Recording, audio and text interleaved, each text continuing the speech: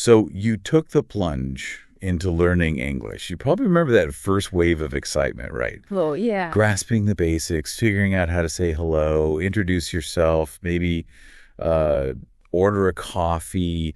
It feels like you're building something real, brick by brick.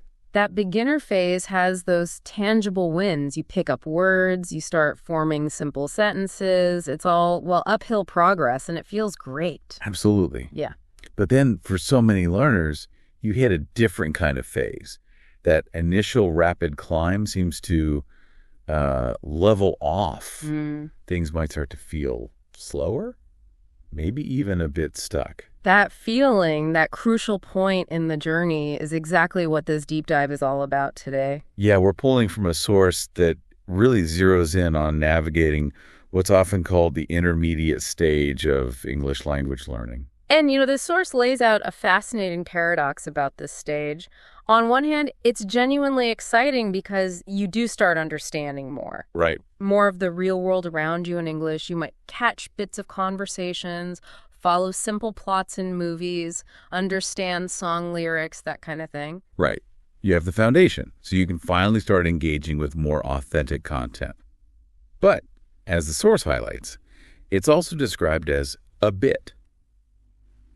Well, dangerous. Dangerous. Why dangerous? Well, dangerous because it's precisely at this stage that many learners experience the dreaded plateau. Okay. That feeling of being stuck it can be incredibly frustrating.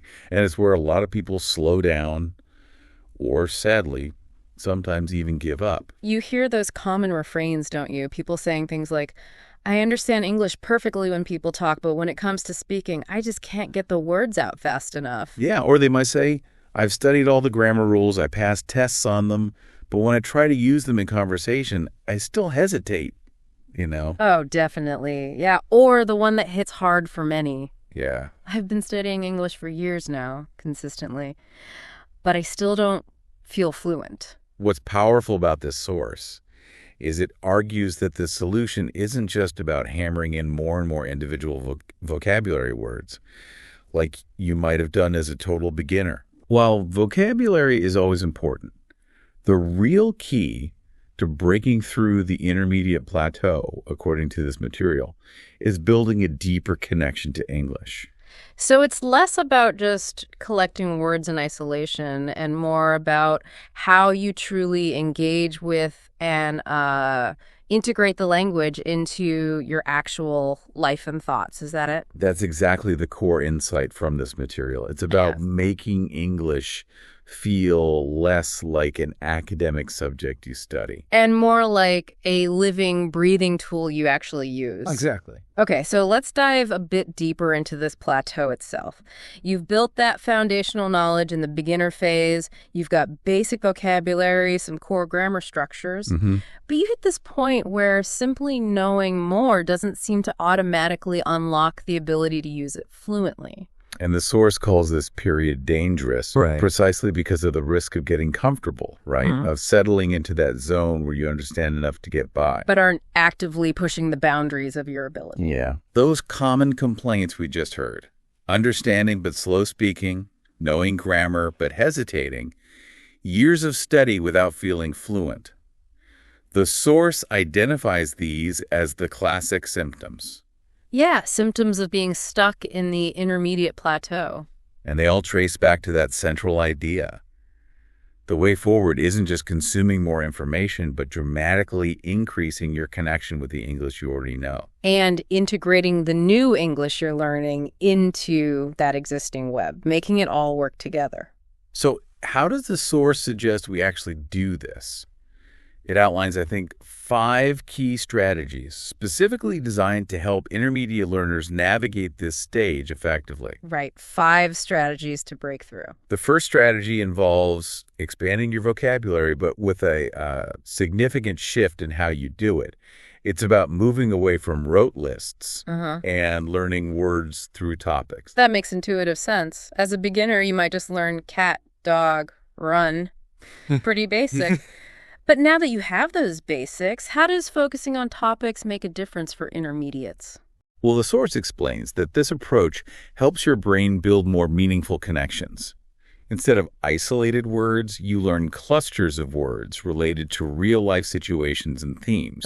They suggest focusing on areas like food and ordering at restaurants, travel and airport interactions, work and meetings, technology, feelings and emotions, and even storytelling and personal experiences. Okay, so using the restaurant example from the source, it's not just learning menu and waiter as standalones, Right.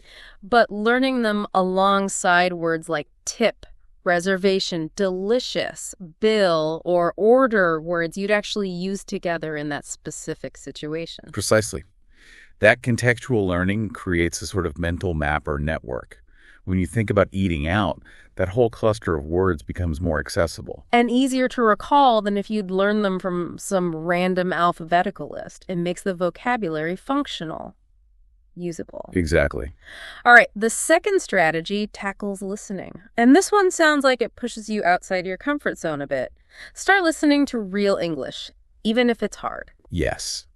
The source argues that you've kind of outgrown the nod for heavily simplified or deliberately slow beginner English. Okay.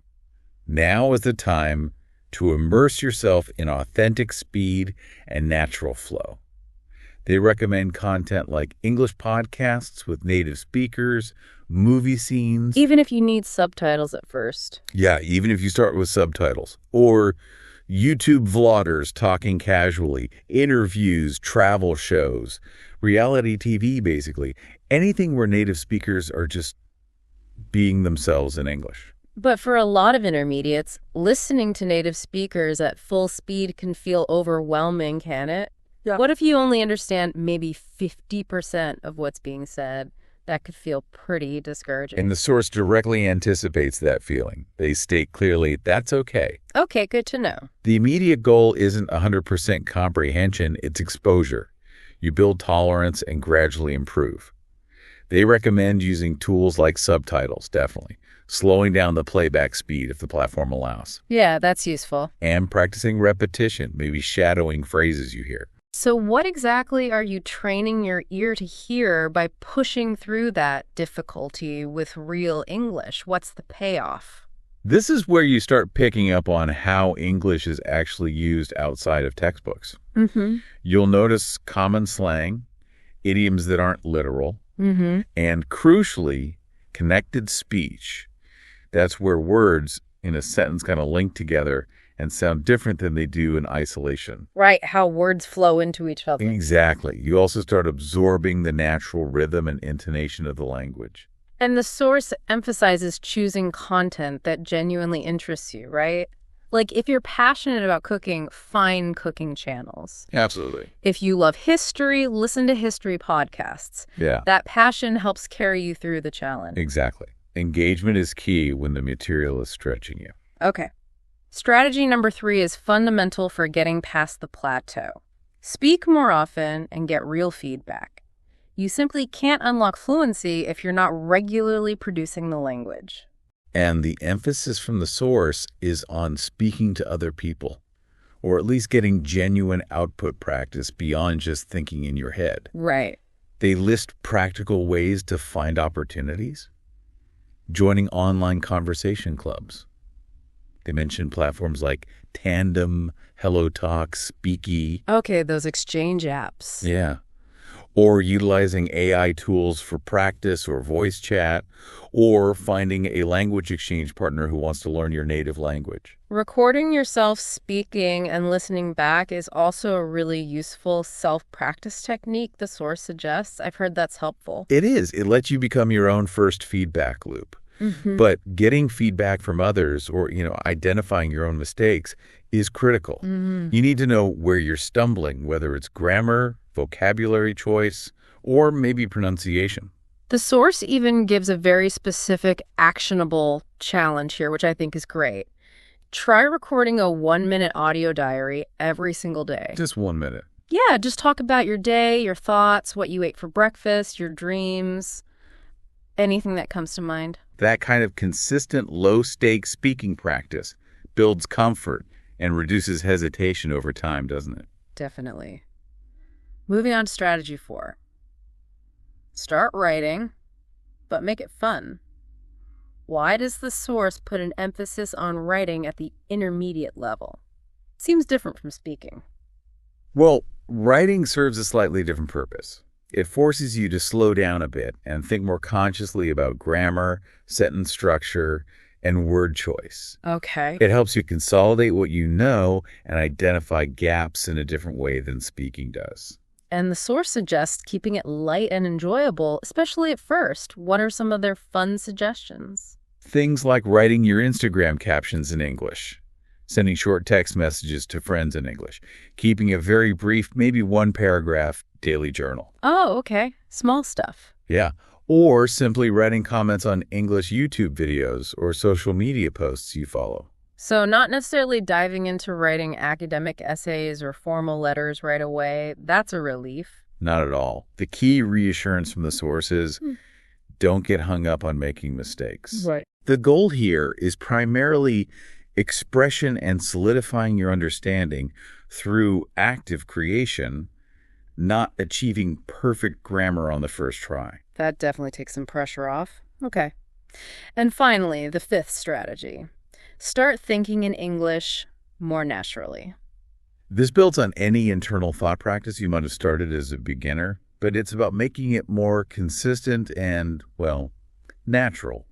It's about cultivating an internal monologue in English. Like running a commentary in your head as you go about your day. Is that what they mean? Exactly.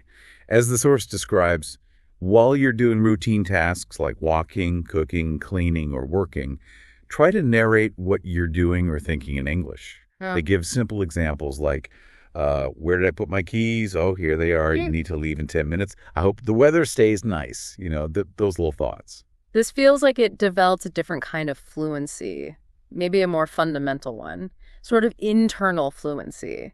It really does. Yeah. It helps shift your internal processing from your native language to English. It makes English the default for your internal world, which in turn makes it much more accessible for external communication. So fluency in your thoughts paves the way for fluency in your speech. Got it.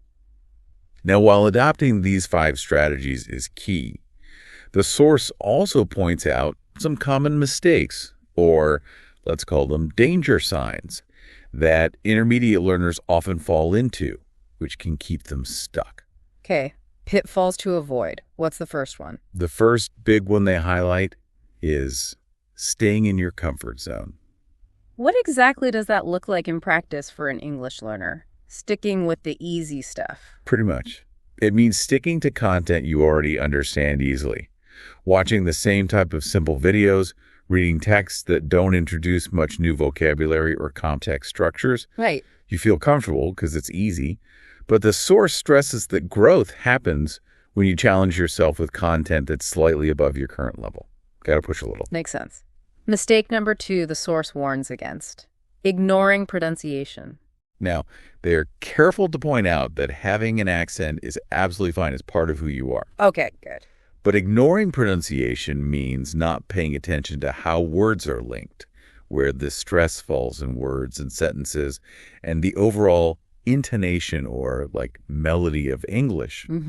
Improving these aspects significantly improves how clearly and effortlessly you are understood. So it's really about clarity and flow, not about eliminating your native accent. Precisely. Making yourself easy to understand without your listener having to strain is a crucial part of feeling and being fluent. Okay. And the third common intermediate mistake mentioned. Learning without using. This is such a widespread trap. Tell me about it. People might diligently study vocabulary lists or grammar exercises, but then they don't actively try to use that new knowledge in speaking or writing right away. So the knowledge just sits there passively rather than becoming a usable skill. It's not really yours yet. Right. Exactly. The source offers a really concrete piece of advice here to combat this. Make an effort to use new words or grammar points in real sentences, either spoken or written, within 24 hours of learning them. Within 24 hours. Okay. That active application is what truly helps you own the language, as they put it. Putting all this into practice sounds like it requires consistency, which the source acknowledges. They even suggest a potential structure for an intermediate daily routine, don't they? They do. They lay out a suggested 30 to 45-minute daily plan as a framework to integrate these strategies. Not too long, really. Could you walk us through that structure? What does it look like? Certainly. They suggest starting with about 10 minutes dedicated to topic vocabulary learning, maybe 5 to 10 new words related to a specific theme. Okay. Perhaps using flashcards or a vocabulary app, building those contextual clusters we talked about. Got it. 10 minutes on themed vocab. What's next? Then maybe 15 to 20 minutes for real listening. That's watching or listening to some of that authentic native content we discussed. Right, the podcasts or videos. Yeah. You can use subtitles initially and perhaps pause to repeat key phrases you hear. Maybe even try on that shadowing technique, repeating what you hear immediately after the speaker to practice rhythm and intonation. Okay, 15, 20 minutes listening, and then dedicate time to speaking practice. Yes, around 10 minutes. This could be recording yourself, speaking about your day, finding a language partner for a quick chat, or actively shadowing longer pieces of native audio. To improve fluency and naturalness. Okay, 10 minutes speaking. And the source adds a bonus element, like an optional extra. Right, a final 5 to 10 minutes for either writing or thinking.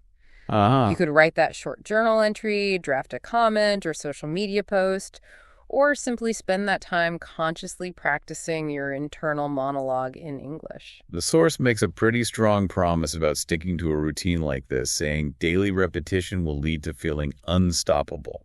That's quite a claim. Yeah. Well, I think that feeling of unstoppable progress comes from building these consistent habits of actively engaging with English in varied ways every day. It's the cumulative effect, right? Little by little. Yeah, that makes sense. Finally, the source dedicates some important space to motivation. Directly addressing those tough feelings, intermediates often have feeling stuck, feeling slow, feeling like they're not improving despite the effort. And their message is incredibly powerful and reassuring, I think, they say. Yeah. You are not stuck, you are just leveling up. That reframing is helpful, isn't it? Yeah. Because it feels like you're static, but maybe things are shifting beneath the surface. Exactly. Sometimes progress in language learning, especially at this stage, is silent. It's happening in the background. The connections are forming, the pathways in your brain are strengthening, your internal fluency is growing, even if you don't see a dramatic leap every single day. And then one day, you might surprise yourself with how easily a word comes to mind, or how much more you understood in a conversation than you expected. That aha moment. Precisely. The source uses a wonderful analogy for this stage. You're no longer a beginner taking hesitant first steps. You're a traveler now, equipped with basic tools, exploring the vast and varied landscape of fluency. A traveler exploring the land of fluency. I like that. And the core message for that travel to keep moving forward. Stay consistent and stay connected to real English. Those are presented as the fundamental keys to unlocking the next phase of your language journey. So this deep dive into the source material really reinforces that the intermediate stage isn't just a waiting period, it's a really dynamic and critical point. Yeah, where you either find new ways to grow or risk hitting that frustrating plateau we talked about. And the clear path forward, according to this source, isn't just about accumulating facts, but about actively building deeper connections with the language through these varied strategies. Right, the topic-based vocabulary, engaging with authentic listening, speaking regularly and seeking feedback, practicing fun writing, and consciously cultivating thinking in English. Feeling stuck is a completely normal part of this stage, but the actionable techniques from this material offer concrete ways to push through it. By integrating English more deeply into your daily life, and remember that powerful reminder, you're not stuck, you're actively leveling up. Which, leaves you with a question to consider based on the ideas presented here.